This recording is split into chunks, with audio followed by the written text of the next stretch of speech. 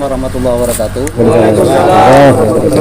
Teman-teman Persubah yang hadir pada siang hari ini, ingin saya laporkan juga kepada Bapak Presiden Republik Indonesia, Bapak Insinyur Joko Widodo, Bapak Menteri Koordinator Polhukam, Bapak Mahfud MD yang kami muliakan, Bapak Ketua Kompolnas di Jakarta yang saya muliakan, Bapak Kapolresta Banyuwangi, Ibu Bupati Banyuwangi,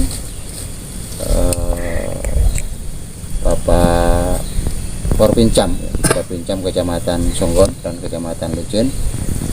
Ingin kami sampaikan bahwasanya kayu yang dipotong oleh Musanep CS ini daerah sini ya, daerah lokasi ini. Lokasi ini adalah lokasi yang berada di timur Kalijanti yang tadi kita pasang banner dari patok D13 sampai patok D18.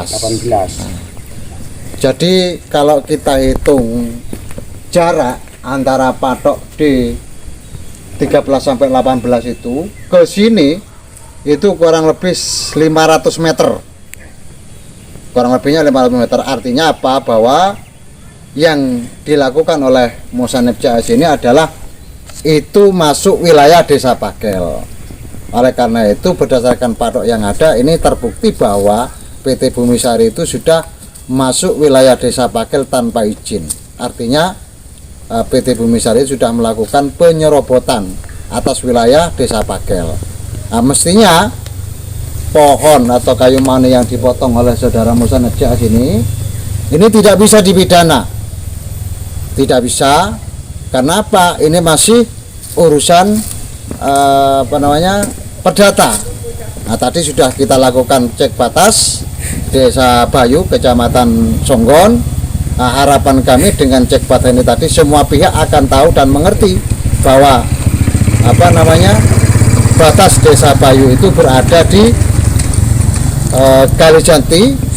Artinya Kalijanti ke barat itu masuk wilayah Desa Bayu, Kecamatan Songgon, dan Kalijanti ke timur ini masuk wilayah Desa Pakel, Kecamatan Lejen, Kabupaten Banyuwangi. Saya kira itu ini diberitakan dengan hormat kepada para pihak, utamanya